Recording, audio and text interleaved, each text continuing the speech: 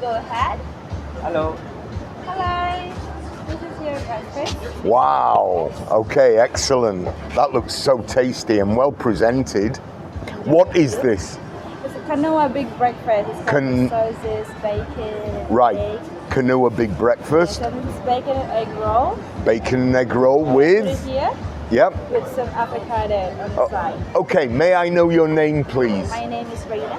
Rina? Yes. And where are you from, Rina? I'm from Kintamani. It's a bit north of Bali. Lovely, you're Balinese. Yeah. And we're at Canoa.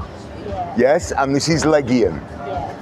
Okay, nice to meet you, young lady. Nice to meet you. Have you been working here long? Yes, it's since this opened. Since it opened, how many years? It's only 1 year. Wow, Nearly, so, yeah.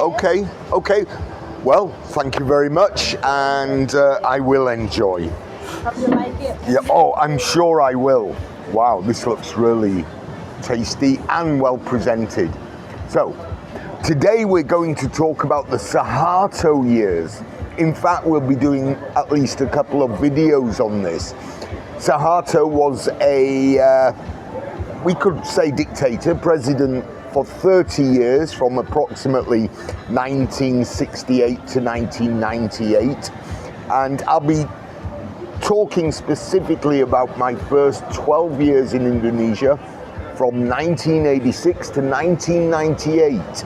And these are what I call my Soeharto years. I have 3 distinct time frames of when I've lived in Indonesia.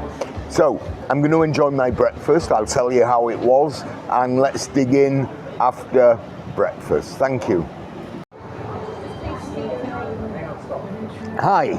So today we're going to talk about the Soeharto years, 1986 to 1998. This isn't going to be chronological, but for this video, which is part 1, I'm just going to talk about the first couple of months I was in Jakarta.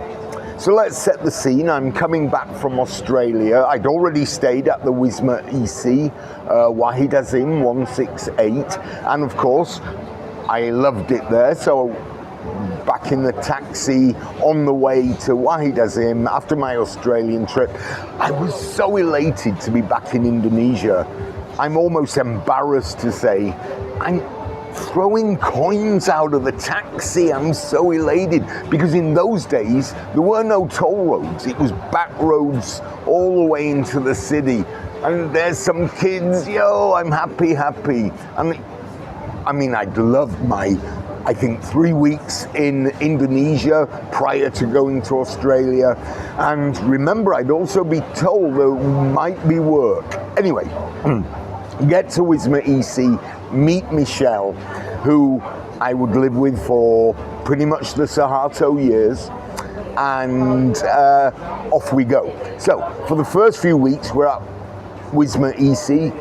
Michelle's working. Now in those days there were no EFs, and the schools were ALT, EP, EEC, often owned by expats and Indonesian wives, and later I would work for at least a couple of them. And she was located both in Block M and Gajah Mada. Now, so for the first month, my life was pretty much Block M in the south to Kota in the north. And there were 2 plazas, Ratu Plaza and Gajah Mada Plaza. These were pretty much the 2 biggest plazas in Indonesia. They're small fry now. So what was life like? Well, I'll tell you a little bit of an anecdote first. I was always told there was a double-decker, and it was called Bus 70, and it did the route from Block M to Kota. And I wanted to meet Michelle one evening in Gajah Mada, so I got on the bus, and I'd been told, be careful of pickpockets. Anyway, I'm young and bold, and had these these jeans that had wide pockets. There's my wallet.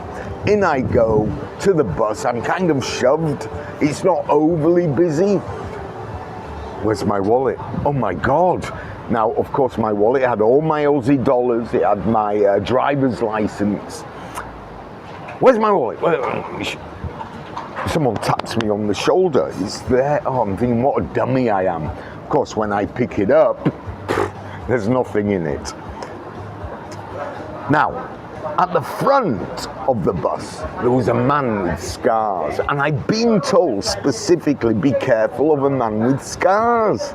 So I go to him. Now, he hadn't pickpocketed me, but I said, get off the fucking bus, and we're almost at Monash now. I want you off the bus, because I knew he was kind of the ringleader. He gets off the bus, I'm shouting at him, a crowd's starting to form, and he does this, look, I don't have your money. All of a sudden, someone taps me on the shoulder. Bend down, there's my money.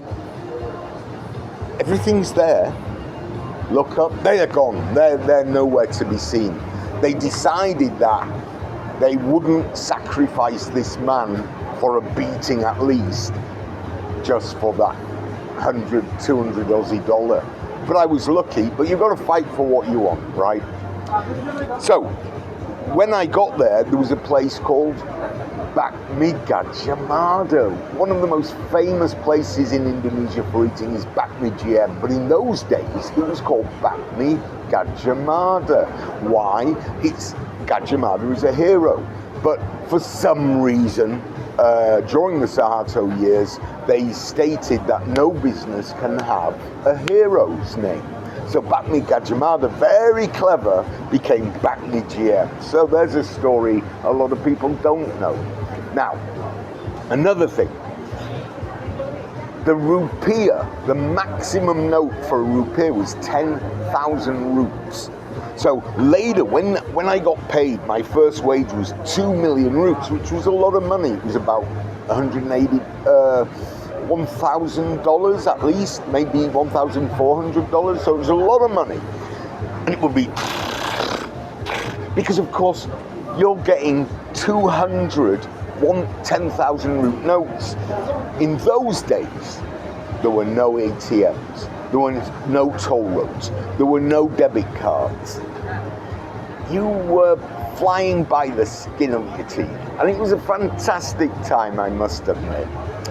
What things did I get up to during that time? Well, there were cassette shops. Now, cassettes were big in those days. And you'd go into the shop, you'd pick 10 cassettes, all good quality. And C90s, so it was the best of Leonard Cohen, the best of Dvorak, and you could just listen. This is well before Spotify, etc. My music expanded hugely by listening to music, buying some tapes. They were 2,000, 3,000 rupees, so cheap, good quality tapes. And you could spend hours just listening to music. Nobody bothered you. You'd have your headset, you'd put your tape in, forward. Fantastic times. Another thing that I really enjoyed doing was eating at the Sari Pan Pacific. Actually, it was not Pan, Sari Pacific. It had a French chef, and the bakery. Michelle would always buy me chocolate eclairs and things like this. And I don't know, it was fantastic. Another thing we used to do was go to the movies. At Gajah Mada Plaza, and in those days it was the premier movie theatre in Jakarta. We saw Platoon at Jakarta Theatre. I remember seeing Aliens. Good time for movies, by the way, was 86. And so these were things that you would do while you were here. I showed a picture in my last video of the elections, which were amazing.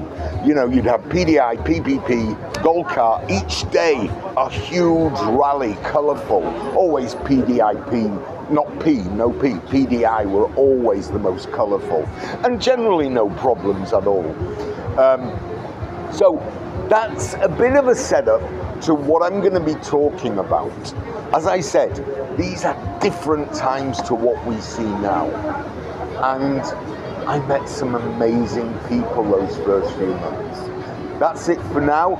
Don't forget, bye-bye, don't be a sheep.